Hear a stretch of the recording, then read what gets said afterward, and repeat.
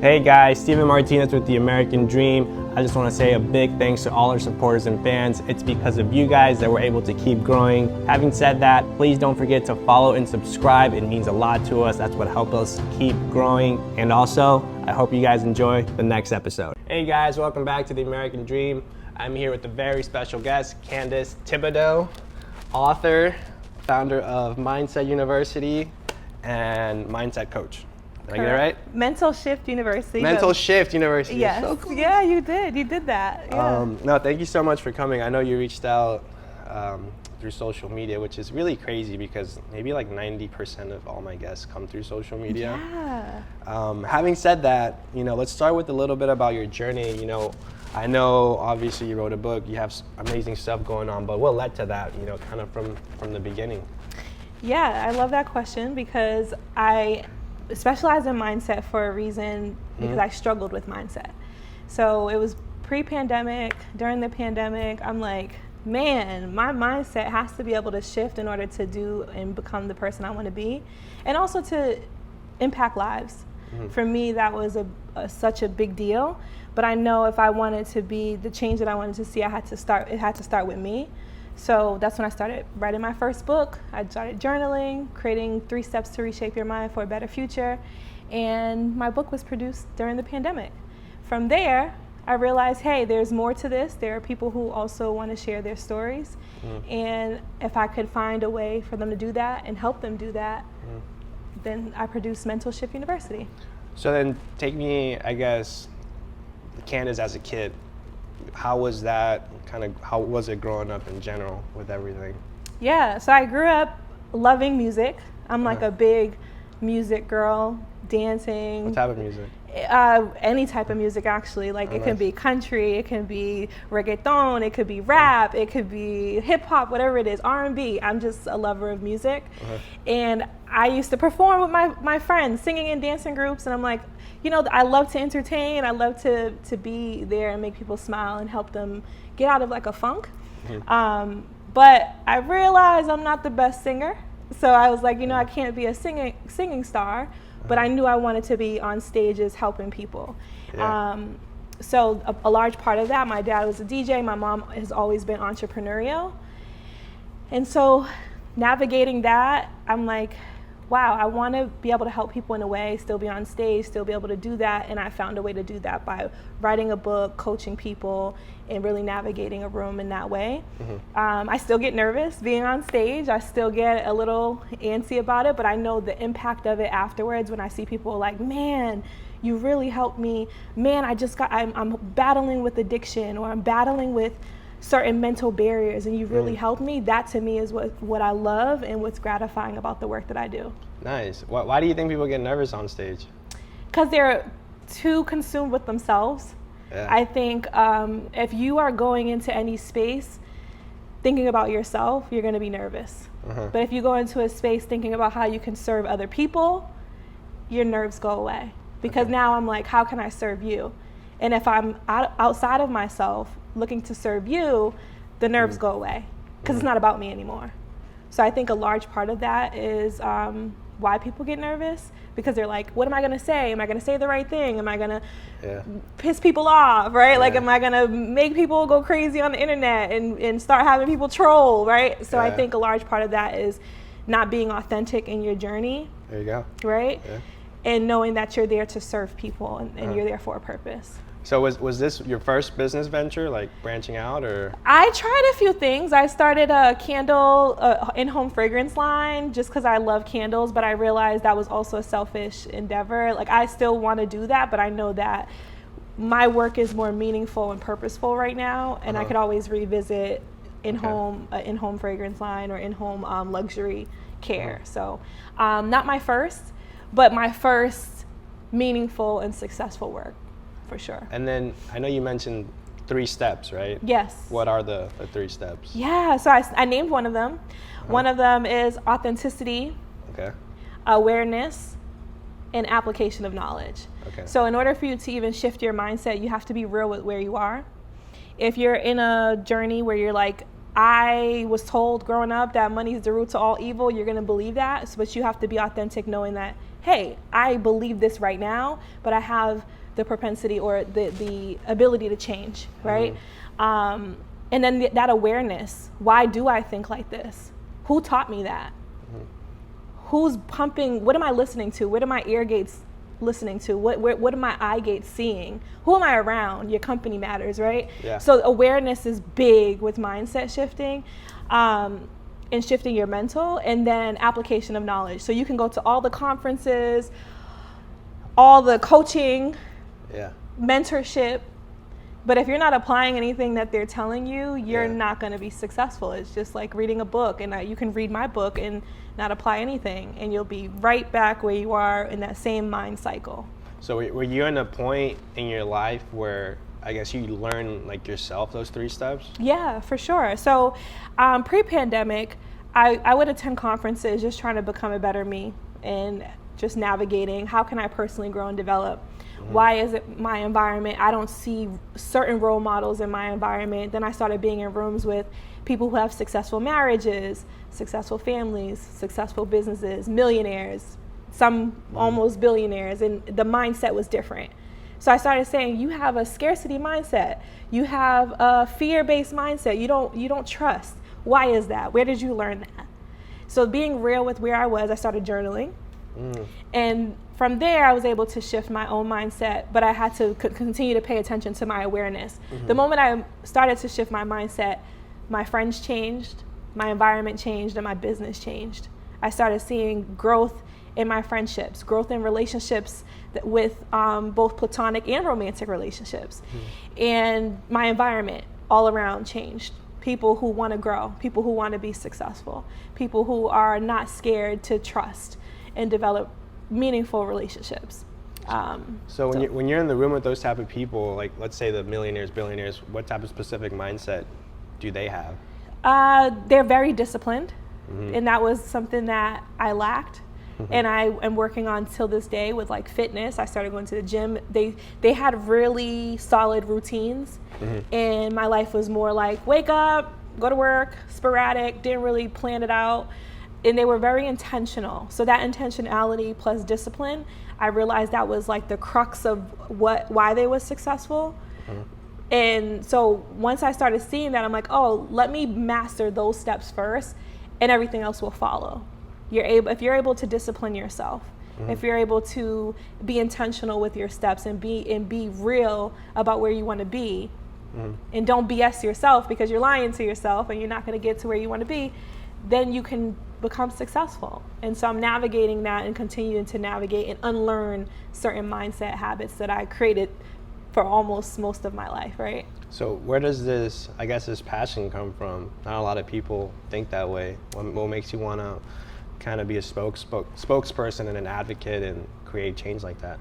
Yeah, for me, I cannot stand any form of bondage, whether it's spiritual bondage, mental bondage, physical bondage. And what I mean by that is being a slave to a system or ideas that were put on you rather than created. I believe, I'm a woman of faith, so I believe that God put us here to have freedom and autonomy to think how we want to think, move how we want to move, and you have choice whether you want to believe in him or not, whether you want to do things or not.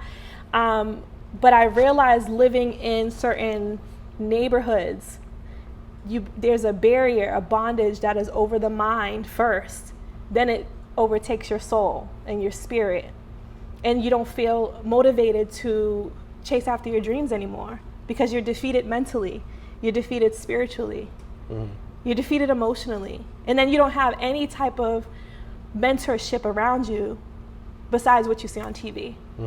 And so for me, I'm like, I want to be able to help people get out of that, because if I could do it, and I'm not where I want to be, but I'm not where I used to be, but I know if I could get out of it, you can too, because we bleed the same. We're both people. Absolutely. Right?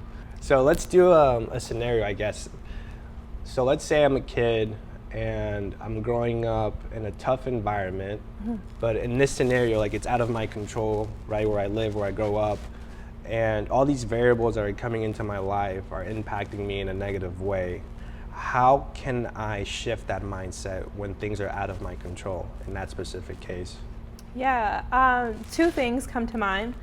Number one is I would try to get into environments that you want to be a part of. So whether that's seeking mentorship, finding someone that you know who doesn't live in that environment to have exposure, because I believe exposure has influence on your mindset.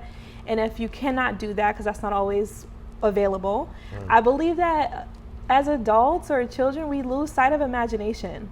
And I really think that, as simple as that sounds, if you spend time imagining yourself in your environment being better than what it is, you'd be surprised on how quickly your mindset could shift and how quickly you're able to shift your environment in the places that you attract.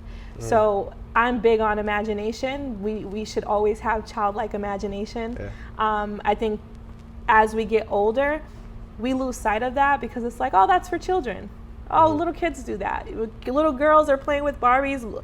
Little boys are playing with their army men, and they're imagining a scenario. You just have to use that and utilize that part of your brain, and you'll be surprised on how quickly it'll shift you from that negative space. So would you say, I'm a really big advocate on law of attraction and manifesting things. Would you say that kind of goes on hand with the three types?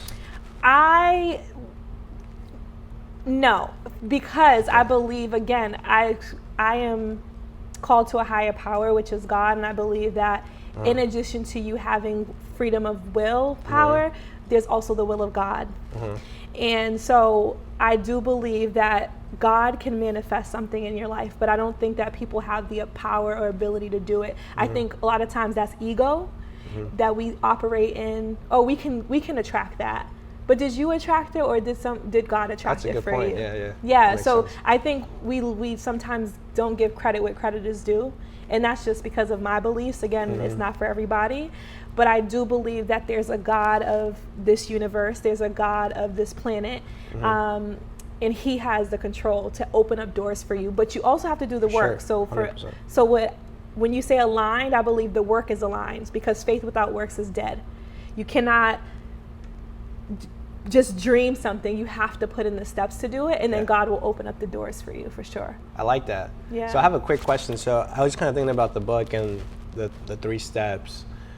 Are they all the same when it comes to like different stuff? Like, let's say business, personal life, relationship. Like, let's say I'm going through a relationship. Can I apply that if I'm going through a breakup or something? Absolutely. So I use my scenario. So I was going through a breakup with a guy I was with for 4 years. Oh gosh. And it was a really rough spot, but I had to be aware, authentic on what happened, because a lot of times we leave relationships with a victim mentality and saying like, what did this person do to me? I'm hurt. Why didn't it work out? And you're like, woe is me.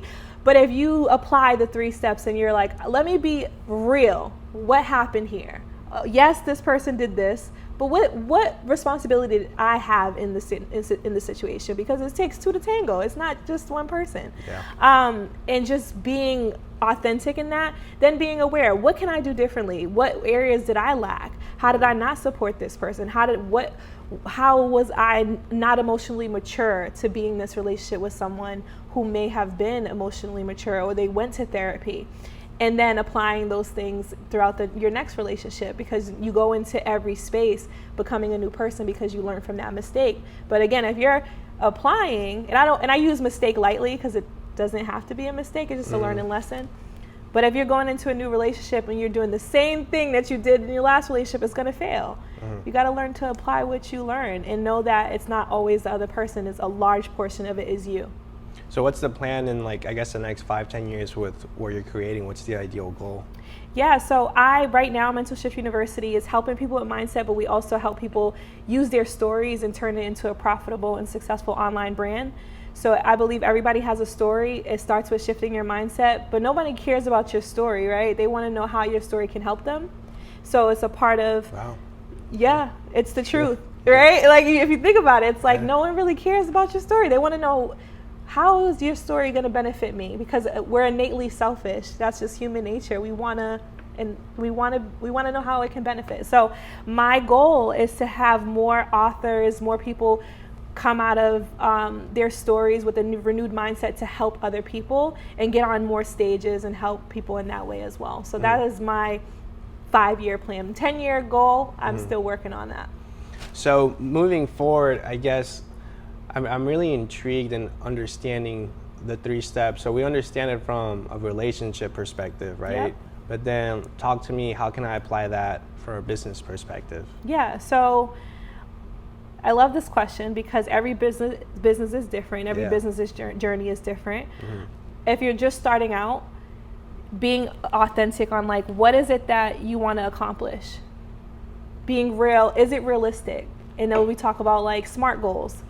SMART goals help you specific, measurable, attainable, like time bound, relatable. Like, are you able to make your goals a SMART goal? Being authentic on where you want to take your business. Who do you need around you to make that goal happen?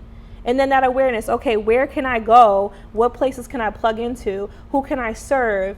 And then applying the things that you learned. So it's a repeated cycle. It's so simple, but oftentimes human beings negate simplicity.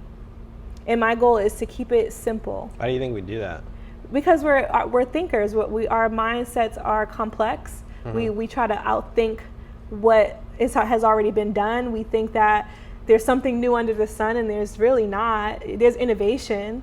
I think that there are people who innovate to the level of creativity, but if you really look around, something has been done that you did. And you just have to be a good student of what you want to do. And being a good student means studying that craft, studying that person, studying the steps, and then becoming an expert at it. Put it in your 10,000 hours. People don't want to put in time to change their mindset as well because it's not an overnight thing. But it is attainable with these 3 steps. It is very simple if you keep it simple that way.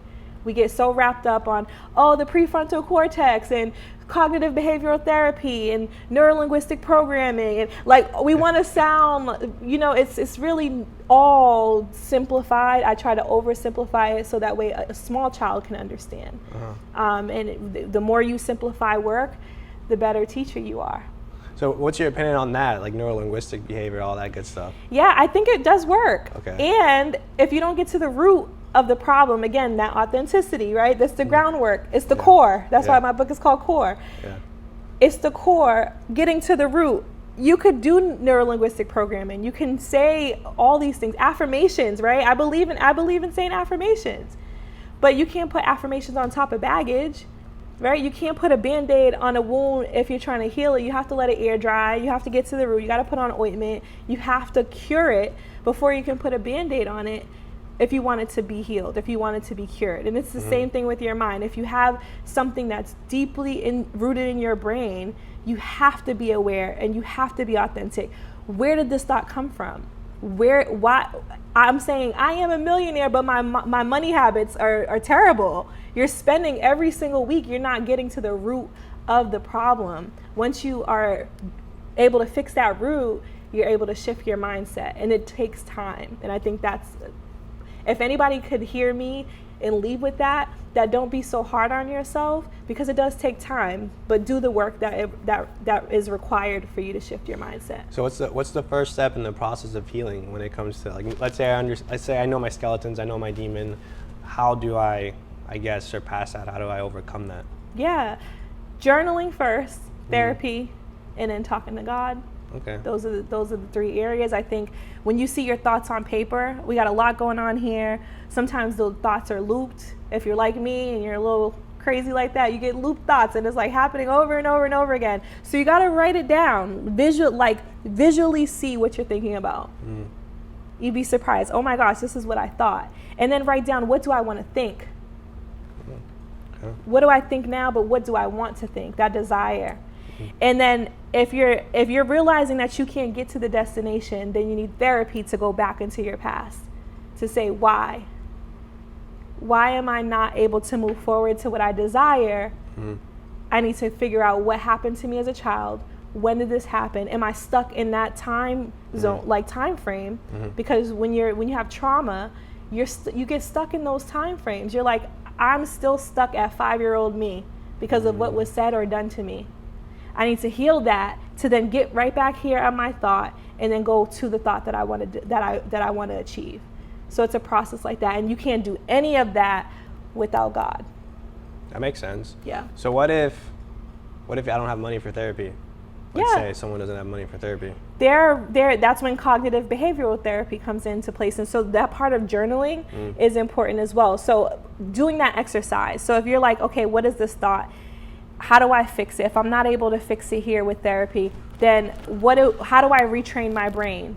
And you got to come up with like the exercises. Okay, every day I'm going to work on this thought process. Every day I'm going to say this affirmation. Every day I'm going to look in the mirror and say, why do I think this way? Because then you start asking yourself questions. And I have a list of questions in my book that, why do I think this way? Who taught me this? Where did I learn this? To go ahead and unpack that. So if they don't have therapy, they can always buy my book. There you go. Shameless plug. You can always buy my book, and there are questions in there and there are activities in there to get you through the process as well. Got it. No, that's great. So would you say that most of the trauma, like I guess for most people, comes from childhood?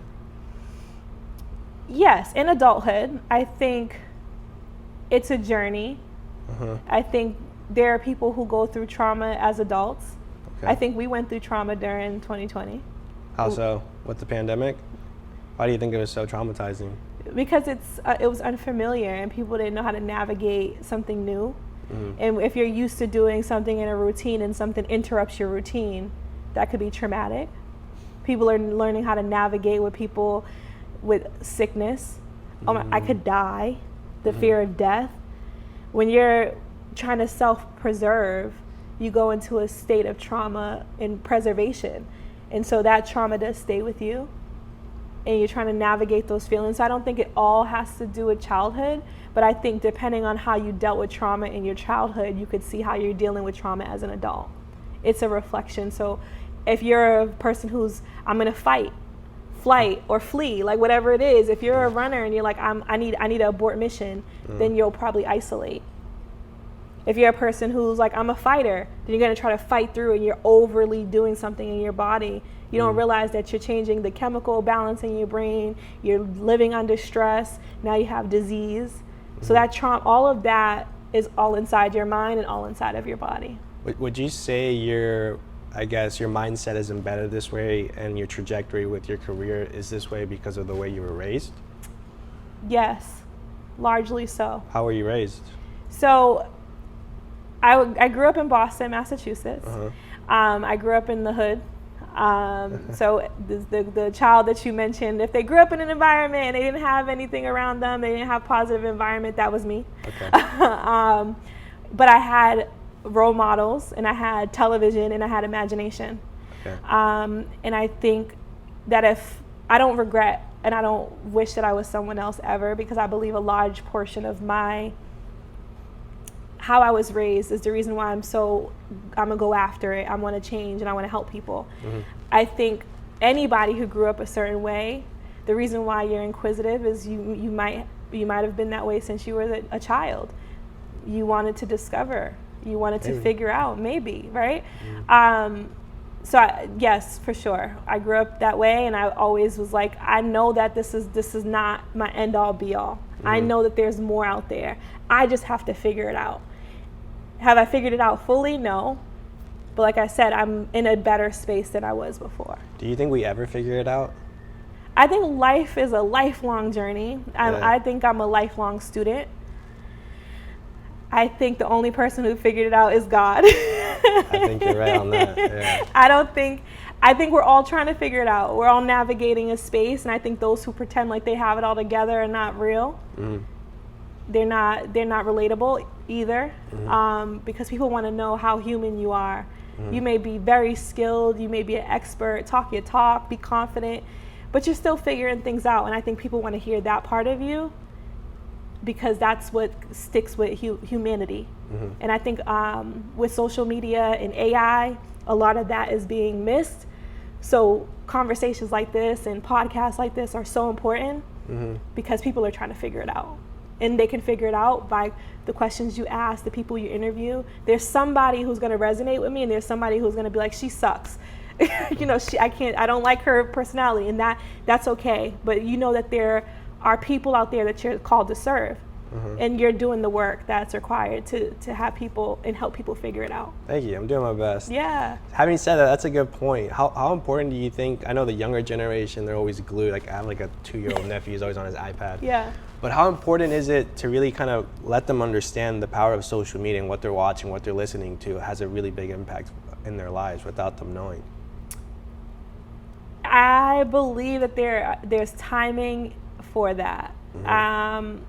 If you're younger than 5, you have no choice. Put it down. Yeah. Like because I think also adults are afraid to be adults these days and like really guide children. It's like gentle parenting is a thing, and I'm not a parent yet, but I've seen it where kids have freedom, and they should. But I also think that they need to be guided by adults. We're the adults. Like we are. Like we should crazy. Be guided.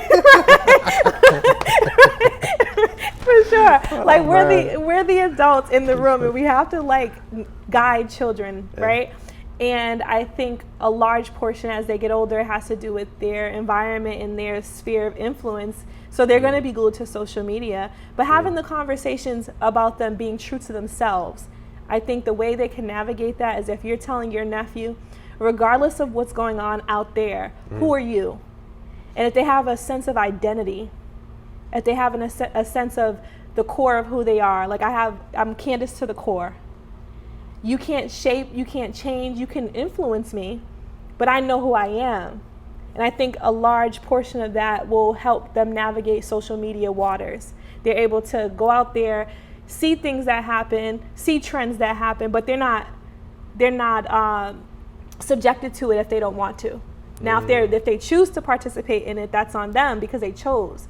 But because they have a sense of identity, they won't always participate in the social media if they don't want to. It's like you're building leaders, and I think we need to continue to build young leaders. That's our responsibility as adults. I love that. I love one part you said, I am Candice, I know Candice. Yeah. I think a lot of people in general miss that identity. And I say that in the sense where, let's say you go somewhere, 90%, 95% of people aren't authentic to themselves. They have I don't want to say an identity crisis, but almost an identity crisis. How do I come to a moment with myself where I'm like, okay, like I need to be true to myself. Like, who am I? Who's Steven? Who's Candice? How do you get to that point? How do you find that? Yeah, we talked a lot about childhood on here today. Yeah. For me in my journey, I realized that there were core principles that my mom, my dad gave me, and I had the choice. My parents are always like, you have the choice. We can give you, like we can bring you to the water. We can't make you drink. Yep. So you're able to do that by knowing what's important to you. Why is that principle important? Do you have certain values? Like a lot of people are afraid to even say like they believe in God because of the way the world is now, and you have to be solid on who you are. And I think a large portion of that is as you get older and being in spaces and you start realizing, I only know how to be the best me. I can't be you. And every time, and I'm not going to say I was always like this, but every time I tried to be someone else, I failed. Every time I tried to walk into a room and put on a front, I failed. It wasn't, they weren't vibing with me. They're like, you're fake, you're this, oh, you're trying to be like this girl, you're not yourself. The moment that I put on me, the best way I know how, I realized that's the secret sauce, that's the juice. Because no one else has my fingerprint, no one else has my personality. I could resemble someone. You can be like, you remind me of this girl, but that girl's still not me. And I only know how to be the best me possible. So I think that realizing what your core values are, what your principles are, being okay with being an outcast sometimes because you may just be that. If you walk into a room and you're the one who's, maybe you like cheese pizza and everybody else likes pepperoni. Are you okay with liking your cheese pizza and being okay? Or are you going to switch over to pepperoni all of a sudden because you want to conform? And I think human beings have the proclivity to conform. We want to be liked in community. Proclivity. It's a great word. Thank you. Yeah. We want community. It's in us. Yeah. I want to be liked.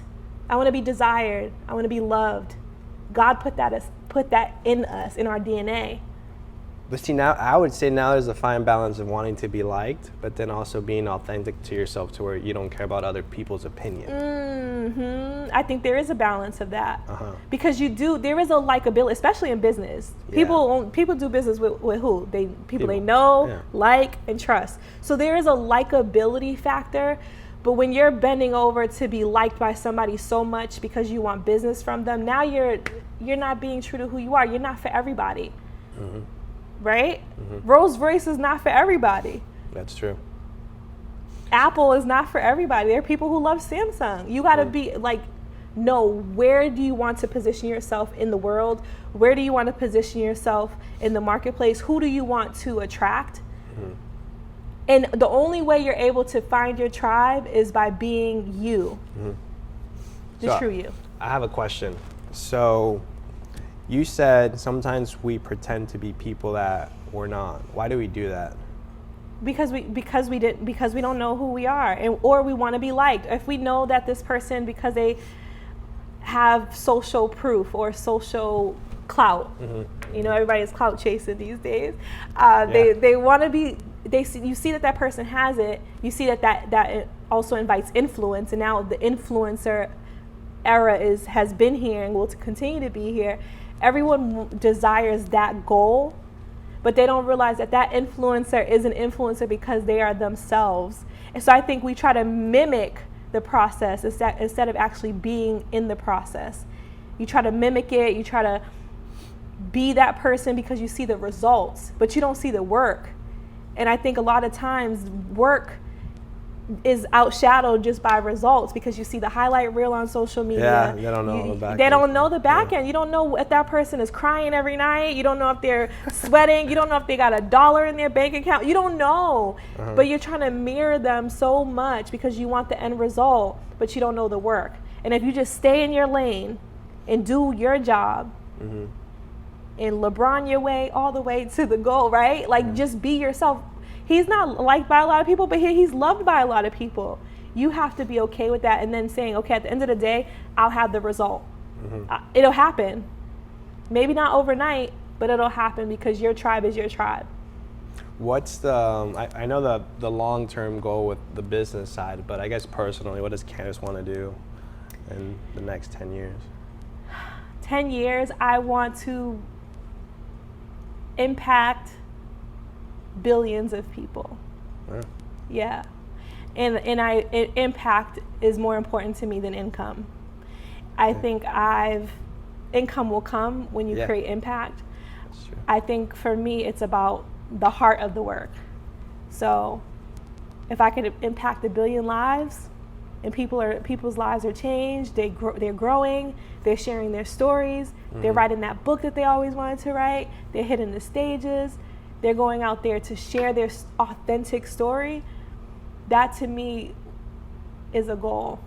And it's a goal that I can rest in peace and say, God did his thing. I'm good. Yeah. Would you say that, I guess, when someone has a goal, you know, like for example, a book, that's a perfect example. Not a lot of people publish a book. People say it, or sometimes people do it, but never get to that end goal. What is that obstacle, or how do you overcome that obstacle to really achieve your goals? Because clearly you're a hustler, right? You're doing you got the university, you got the book, congrats by the way. Thank you. How do you overcome that as a female entrepreneur? Like the barriers to getting that goal? Clearly mindset, but I think a large portion too is isolation. What do you mean by that? So spending time with yourself, blocking out the noise. I think there's a lot of noise out in the world. A lot of influence from your family who are trying to protect you, your friends. Maybe they don't understand what you're trying to do. I was able to do these things because I spent time being alone for a season. I'm not going out. I'm going to lock myself in this room. It's uncomfortable. It's boring. Yeah. You don't have a social life really because you're like, this is the end goal. I need to isolate. Yeah. And really zone in. Not every day you're going to feel motivated, but you have to begin with the end in mind. And knowing that the end result is I want to finish this book. How the end result is, what do you want? If you go into wanting to write a book with the end result in mind, what do I want people to leave with? The book will become easier, because now you're sharing your story with the end result in mind. What is the goal? Now you're navigating your storytelling ability based off that end result. People are able to leave with something because of you already had the end in mind. So for me, it was isolation, really zoning in, really cutting out the noise, disciplining myself, focusing, opening up my laptop when I didn't want to. I think a lot of times we're feelingsy, especially, and I hate to make it a gender thing, but as women, we are in our emotions. We have mood swings. We have all these things that we are navigating that we don't always want to write, or we don't always want to do a thing, but pushing past the feeling and saying, whose life am I hindering because I'm not going after my yes? Again, it's the people. It's the impact. Me not writing my book, who knows what life I changed, right? I told you, like, there's so many people like, oh my gosh, if I would have kept that book to myself, that person wouldn't go after their dreams. And I think you gotta be selfless, but selfish at the same time. It's like a balance, as you mentioned. That's a really great point with the isolation stuff too. When you said that, it like quickly clicked on something in my brain when I had a period like that too. I mean, I wouldn't say I was like isolated like for months, but maybe like a few weeks. And then it made me think, you know, the Joker? Yeah. He did that, right? He went to what's his name? The actor? I forget his name, but I know he went crazy after. Because but he isolated him, so he did a great job. Yeah, he did. But so I know we're kind of short on time now, but to kind of wrap it up with, I guess, a closing statement for any male or female young entrepreneur, someone young watching it, someone that's aspiring to be their best version. Maybe their situation or the environment isn't up to par with where they want to be, but they want to get there eventually. What would you say kind of as final words of encouragement to them? I would say be urgent, but don't let anyone rush your process. I believe that there's a level of urgency, especially now. We're living in some crazy times, for you to be urgent in your goals, because life is short. We're here for a split moment. But don't let anyone rush your process. So pace yourself, have a pace of grace, but go after what you're supposed to go after, because God gave it to you and you alone, and only you can birth that dream. So go after it. Thank you so much for coming. Thank you so much. It's been awesome. I love this one. Yeah. Thank you guys so much for the show. I'll see you guys in the next one.